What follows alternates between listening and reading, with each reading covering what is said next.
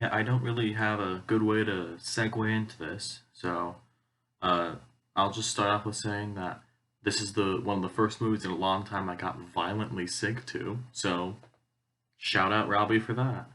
911, what are you reporting? Can you hear me? So yeah, the Outwaters is the latest in what seems like a little bit of a boom in experimental horror right now. We had a Skinamarink earlier this year, which I saw in theaters and is one of the scariest movie-going experiences I've had ever. And it has been a very standout thing.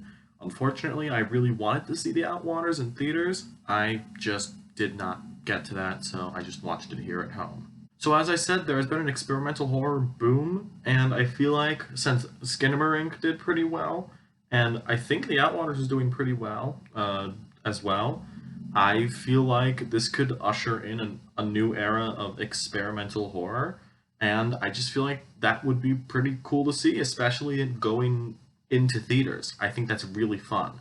Getting into the movie itself, it's a little tough to explain. I tried to put some things down on my notes, but it's a tough one to describe. The movie plays out through like footage from three SD cards that the police have recovered. I shall say this is a found footage movie.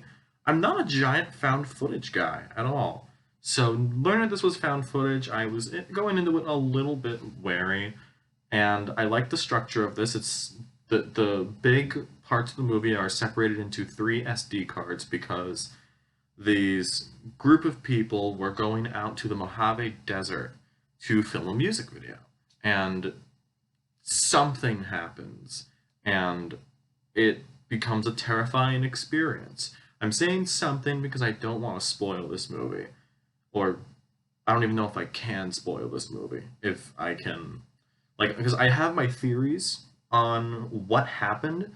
I'm I'm not what my best guesses are this is something related to aliens, or this is like some Lovecraftian cosmic horror shit going on, or it's just straight up a portal to hell.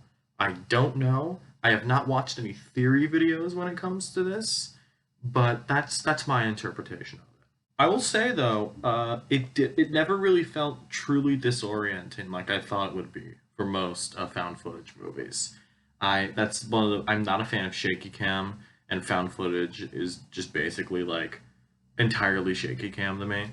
So knowing that there's not like a huge amount of it in this, at least in my opinion, really helped me digest the movie more. Just overall, like more of a personal thing than anything. I know it is a fully a creative choice from the director Robbie Banfitch, but I just wish I saw some things a couple more clearly. So there were a couple of parts, especially in the second half when it goes fucking crazy. There were parts where I had to sit down and go, okay, wait, that just happened. I gotta sit down and like process it. I had to pause it a couple of times just to say like, okay, this is what happened in this scene, and now we're on to here. Okay, and that was just again my theories of all this. So I had to like break it down in my head and just make sure like this isn't a bunch of nonsense. And I don't think it's a bunch of nonsense. I really do like.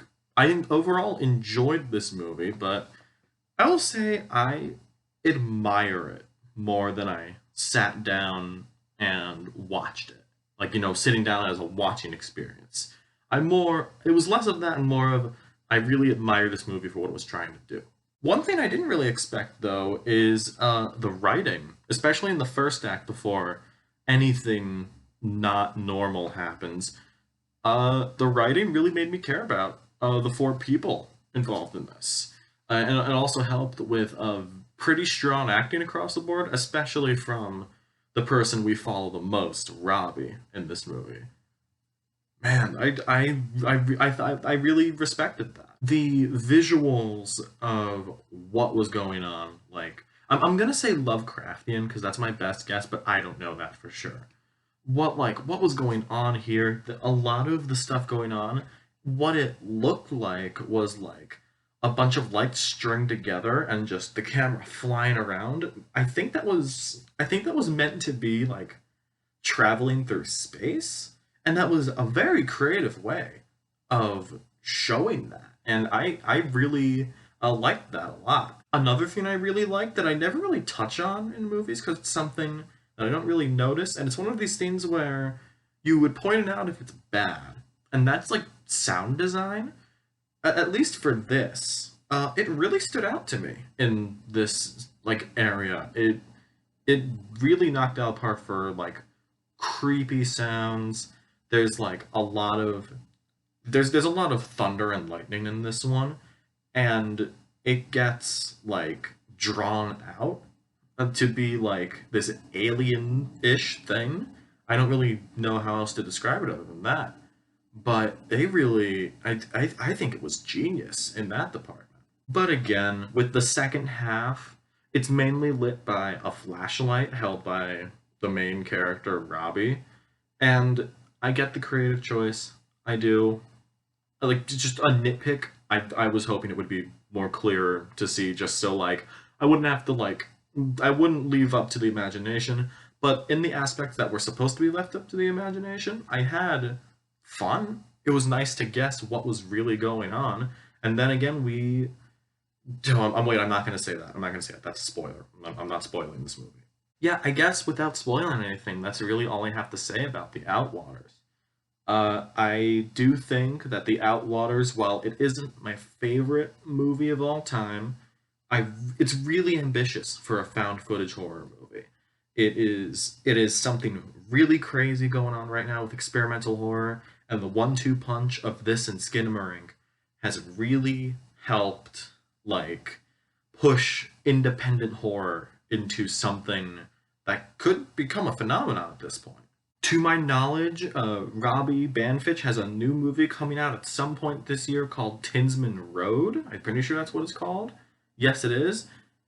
I like the Outwaters enough where I'm probably going to see this, and I just hope like the craft is honed in on this because Outwaters got really wild in a couple of areas, and although I want to like see him, I want to see Robbie get wild. I want to see him go crazy with Tinsman Road. Is what it's called right now when I look at it. But other than that, there are just a couple of things that I just hope to see in that was just not here in the Outwaters, and it's very nitpicky. So, Robbie, if you see this, don't listen to me. Since it's coming out this year, I'm sure the movie's like close to completion anyway. So, what do I care? I'm gonna give the Outwaters a 7 out of 10.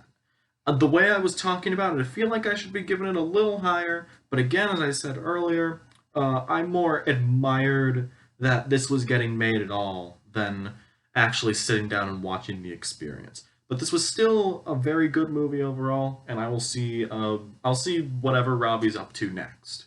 All right, those are my thoughts on the Outwaters. I wanted to ask you a question today.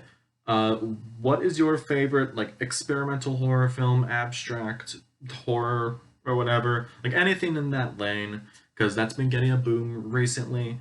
And honestly, I want to see more of it if there's anything out there like that. So, what's your favorite weird horror movie? It doesn't have to be like the most mainstream one. I mean, it can be mainstream. That's perfectly fine.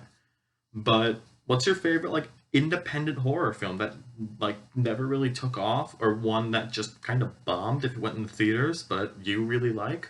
Let me know what that is. Subscribe down below, and I'll see you in the next video. See ya.